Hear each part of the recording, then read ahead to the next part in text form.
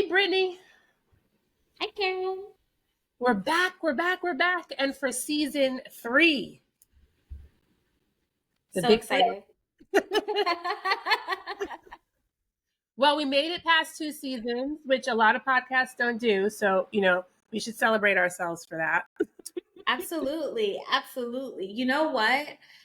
This would have been a great time for us each to get a cake and, a little Right. candle and do that, but it's okay. That's all right. I'll Next go eat some episode. chocolate after this. Excellent. We should.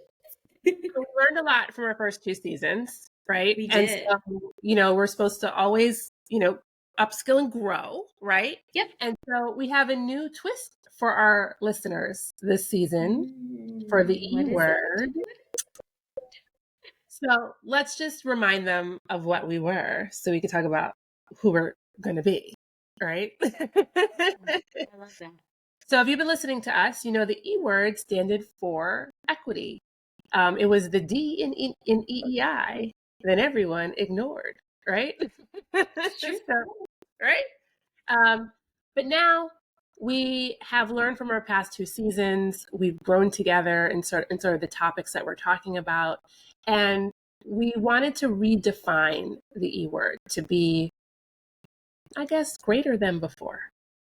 And so we have chosen a new word that defines the E word.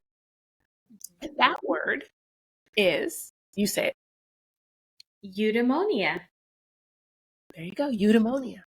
Right? And now the listeners might be like, why that word? Okay. Right. And what does that mean for the E word?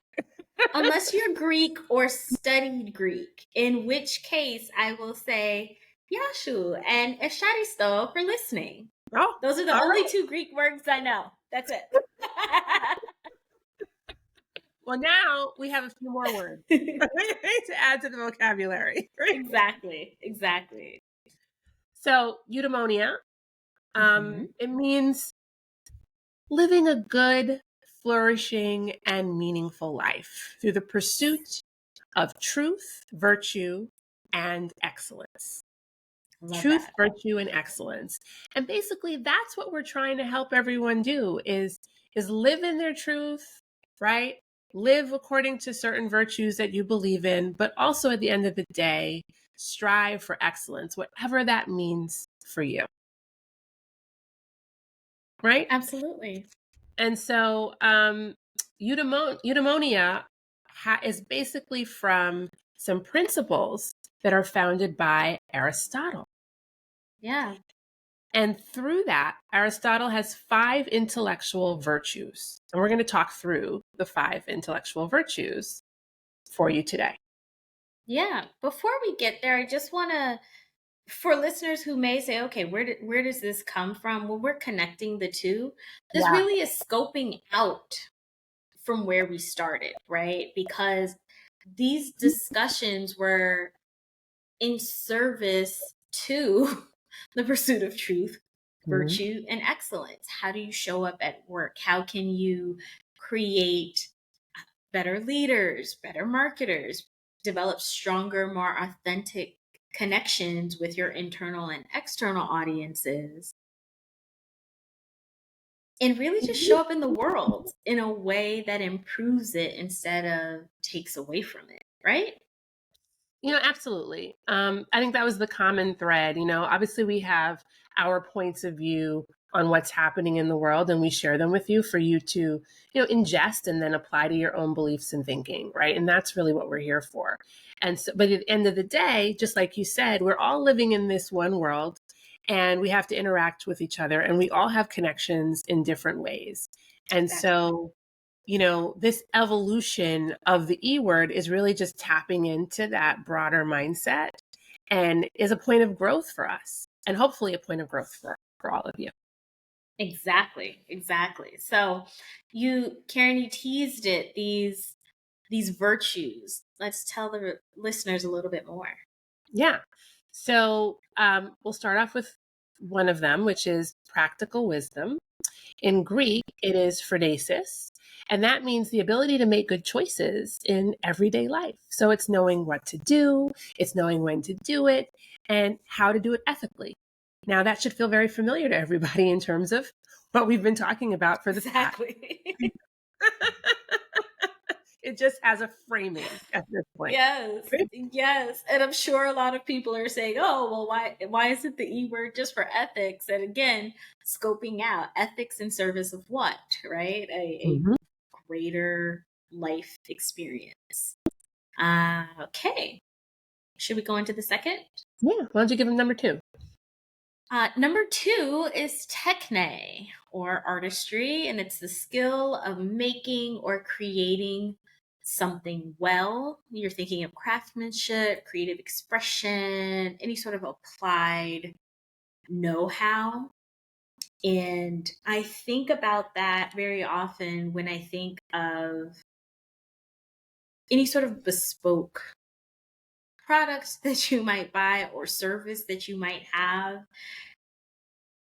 The intentionality behind it is really, really important. And it's something that I think is very often underutilized. Yeah, and I think everybody is an artist in their own way, right? Yep. No matter what, if you're creating something, whether it be a physical good, whether it be, some digital good, whether you're just, in your backyard, planting flowers, right? There's some level of artistry that is applied. So this applies to everybody. You don't have to be a CEO or, marketing director. Like it's everyone in the world, essentially. Absolutely. Absolutely. And in furtherance of the eudaimonia, before we were recording, Mhm. I texted Karen and I said, "Hey, I'm picking lavender right now." And my goal is to dry it out and infuse it with oils and all of these types of things. And so Right. again, going back to that sense of flourishing, having this meaningful life on multiple levels. Yeah, exactly. Yeah. And I think that leads nicely into the third virtue, which is understanding, or in Greek, that's pronounced nous. So that is really the deep intuition or insight into the first two principles that we just talked about, right? Into practical wisdom and artistry. And it also means that you're instinctively recognizing truths or the essence of a situation, right? So you are actively seeking context and, I guess, for lack of a better word, understanding of a situation before making, judgments or decisions. And so that's something we all need to strive for, particularly in today's society, right? Like we need to get various sides of the story. We need to do our research so that we can have a fuller and complete understanding of the situations in front of us. And I think this is something, nous is something that is very often seen through kind of cynical eyes because we can't necessarily measure Mm-hmm. intuition in a particular way. We may all feel it, but it may not guide us to the same place. And so, because it's not something that's easily measured, sometimes we throw it out. But when I look at nous, I'm thinking, okay, this is kind of leaning into EQ, right? It's kind of Mm-hmm. leaning into that emotional intelligence piece and thinking about all of the different ways that we can enhance our understanding of a collective experience. I'm actually glad you pointed that out. I mean, that intuition or you're going with your gut, I mean, obviously it can have some negative consequences, but for people who do have that high EQ, such as Cancer, the Cancer zodiac sign, since we're in Cancer season, right? There are times when you really do need to trust your gut, right? Yep. But you have to evaluate those situations and see if you need to provide more context around it. So Yeah. I'm glad you brought that up. And almost the exact opposite of it is our fourth principle, our fourth virtue, which is episteme. Mm-hmm. Root word epistemology, things like that. But it's this reasoned, proven knowledge based on facts and logic. Anytime you've heard people say feelings aren't facts, they're operating from a space of episteme. And it's really scientific knowledge. It's what we know through study and evidence and repeatable processes, the whole scientific method of it all. Yeah. And I think that all leads to our fifth virtue, which is Okay. philosophic wisdom, otherwise known as sophia. And basically, that's the easiest one to pronounce, by the way, sophia. Yeah. That is the highest form of knowledge that's combining reasoning and insight, right? And then you ultimately, when you are applying philosophic wisdom or sophia, that is getting to a plane of where you have a deep understanding of life, purpose, and hopefully the entire universe. That one's a little bit, we stretch a little bit there, but but life and purpose are something that we all try to focus on or should try to focus on, not only personally, but also professionally. In marketing, we talk about purpose all the time. In business, in terms of, focusing on your purpose. Why do you exist in the first place, right? And expanding what that means in terms of not only your customers, but also your place in society. And again, that applies to broader companies, but also individual people. And when you add up these virtues and you're trying to get to that place, you're ultimately reaching eudaimonia. Yeah. So, that makes a lot of sense. Right? Right? I mean, of course, we think it makes sense. We chose it, right? But I hope the viewer it makes sense. But again, it's really just part of our own growth and understanding of how we want to show up for you, right? And how we want to show up for ourselves as well in this season of life.